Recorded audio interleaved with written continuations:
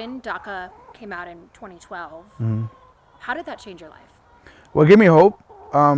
It gave me hope in a way that I met all the criteria. I graduated from high school. I had a good grades. I was limited before to where there's certain places, and maybe I'm incriminating myself here, right? But there are certain places I worked that under the table, you could say. So before I had to be very specific to where jobs I could get, and it had to be warehouse jobs, it had to be labor jobs, jobs that people didn't want to do. So I was forced, not forced, that's just my circumstance. And I don't even regret it. I mean, I learned a lot from that job, became Ford certified. But when DACA came up, it gave me these possibilities that now I could be, I could become, I could go to college, I could become an actual certified profession that I don't have to be hiding. And that's what it meant. So when my family's a trucking family, my dad's a trucker, my brother's a trucker. So trucking has never been 100% passion. I've always had this thing for computers. But at the end of the day, you got to do what you got to do, right? I make good money with trucking, and I kind of got to like it, you could say. Like you said, we're in your beautiful backyard. We've got chickens. You've got a beautiful home. You own your homes in here in Cedar City. You own your business. What has being able to have a work permit and to live in America and be protected as a DACA recipient, what has that meant to you? So it means a lot because I don't have to hide, It's with things going on right now, I heard people getting deported for DACA, but in my case, I have no criminal history. I'm just asking for an opportunity to let me. I don't know how to say it. It's frustrating because it's out of my control. I feel like my life is every 2 years. My life is I gotta pay a fee, and I don't care paying the fee. You can increase it. It's an investment, right, into my future. But every 2 years, I don't know if I'm gonna get it approved or not. Obviously, there's no reason why I shouldn't, because I am still. Every 2 years, they take my fingerprints and they run it through the FBI system to see if there's any new, if I got arrested. So all the time, I'm driving knowing that I can't mess up. I can't do nothing wrong, and not that I want to, but I mentioned I'm from Compton. I saw a lot of things in Compton, California. There was gangs, drugs. But I always had that thing in the back of my head that if you get in trouble, man, you could get deported. And not that I'm saying that that's the reason that hold me back, but you live with that fear. I guess to answer your question, DACA has changed my life as far as I'm able to provide for my family. And that's all really what I want. I'm not here demanding anything as far as benefits, because I pay my taxes, but I don't get benefits. I don't get health care. I'm just trying to provide for my family here. Talk me through that experience at the DMV. So first of all, I just want to be clear. The lady at the DMV, this is a small town, so you kind of get to know the people. She always helps me out every 2 years. Like I said, I renew. The lady's she's nice, and she was nowhere disrespectful. She was just doing her job, and I could tell in her face she felt bad for me telling me this stuff. And at the end of the day, she's just doing her job. So I don't want to misinterpret this saying that the DMV denied it to me. No, she did show me she showed me where on the website it says that there was I went on Tuesday. So I found out about the announcement on Friday. At the time I was in California. It wasn't until Tuesday Monday that it went into effect, and I started getting more news. But it's very uncertain as to do I fit in that category or not. So I was like, okay, well, why not just go to the source? Why I don't want to depend on social media. There's a lot of misinformation. I went straight to the source, and that's when the lady told me. To my misfortune, I got my work permit renewal last month, but my license doesn't expire to the end of the year. So I just been so busy. Had I went, this announcement happened on Friday. Had I went Thursday, I would have had my license for another 2 years, and then I could have been more like, okay, gives me a little time to plan, because I understand CDL is not the only. CDL is not the only way of life, but it's a good life, and I'll make it. It's just frustrating because now it's like starting all over. It's like when you have the American dream. So it's like the way I want to categorize is living the American dream as an immigrant.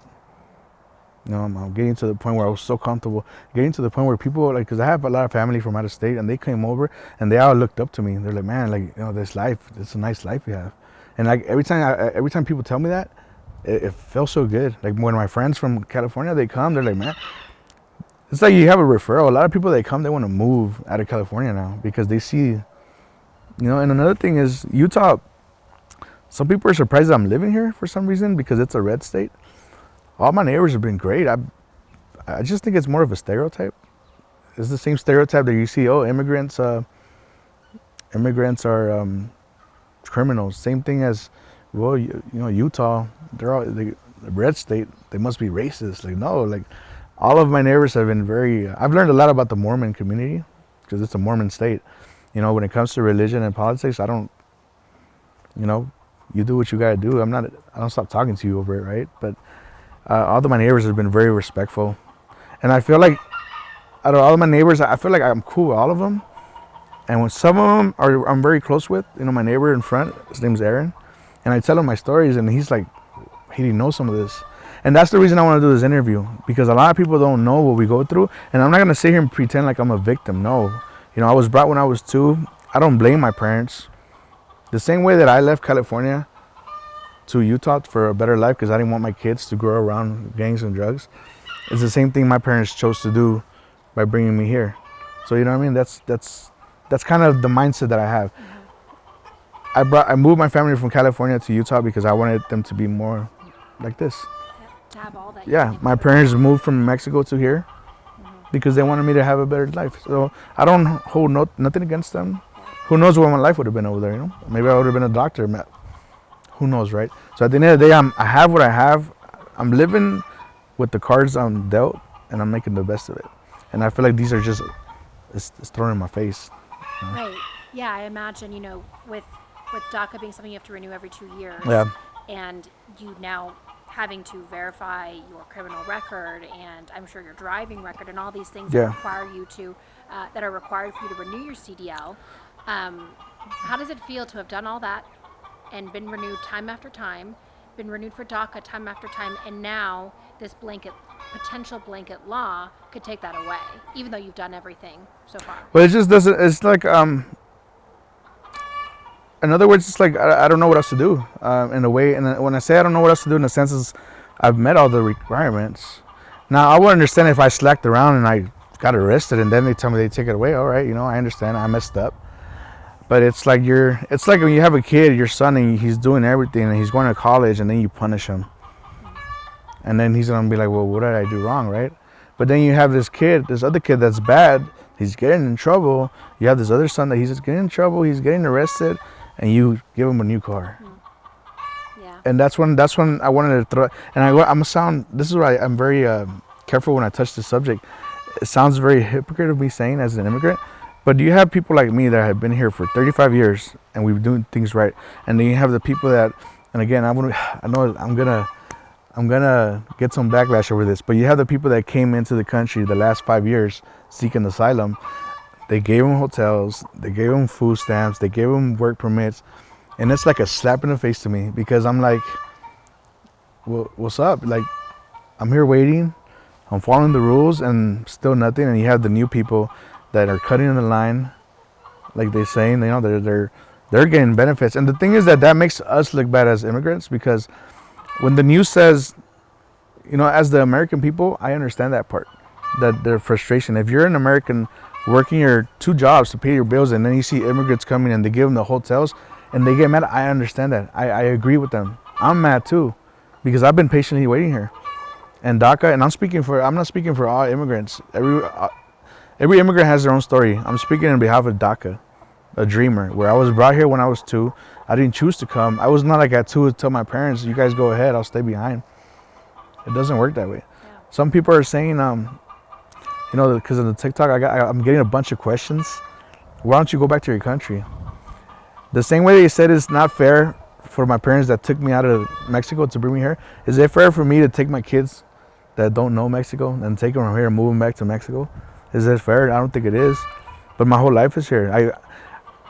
I struggle with my kids speaking Spanish. They speak English. I take them to they're on the app every day. One of my daughters, they speak they understand good Spanish, but they don't speak it. And my son, he's working on it. But that's what I'm trying to get at. We're more American than, you know. But I don't want to sound like I'm not. You know, I'm proud to be Mexican. I'm not ashamed of being Mexican. You know, my culture. But I know I'm pretty much going around in circles here No, with I you. understand what you're But it's just saying. so much frustration that again, we could be here all day, but I just want people to know that I don't choose to be illegal. I don't choose to be, and I don't even know the word illegal characters. If I have a work permit and I have a document saying that I'm protected, I'm going through the proper channels. Am I illegal? That's the thing. That's the question. I'm not illegal, but I'm not a citizen. They, where are we sitting here? Well, you bring up such a good point. And, you know, we're going to get this question on the story. Why not try to become a citizen? What's the pathway? So for DACA people, and I'm sure you'll have and this is, I'm glad you asked this. Hundreds of people have asked me, well, just become a citizen. Why? Just become a citizen and problem solved. I feel like the people that say that don't know the system. So I'm like, okay, damn, why didn't I think of that? Okay, I'll become a citizen tomorrow. If I've been here 35 years and I have so much to lose, you think common sense I wouldn't have done it already? You can't just show up to an office and apply for citizenship. You have to have some type of, you have to meet certain criteria under certain law. So you have to say, hey, I want to become a citizen under this law. DACA has no pathway for citizenship. The only pathway that I have is whether I'm married to a U.S. citizen, which we ruled that out because my wife and I are high school sweethearts, and we both are on the same boat. Or when when your kids turn 21 and they could petition you. My daughter, she's 17 right now. So when she becomes 21, I'll be the first one in line that day. Whenever there's a window that opens for me to become, I will be there. So if I've been renewing every 2 years, you think I wouldn't pay the amount of money? If I'm making this money here, it's not about the money. It's not about being lazy, not doing the paperwork. The paperwork's there. It's just not as easy as people think. And to all the viewers, whoever sees this, I just want you guys to just know that we don't choose. It's like if you live in the ocean and you don't choose to not. You have to learn how to swim, right? You don't choose to, like, they throw you in the water. You gotta do what you gotta do to survive.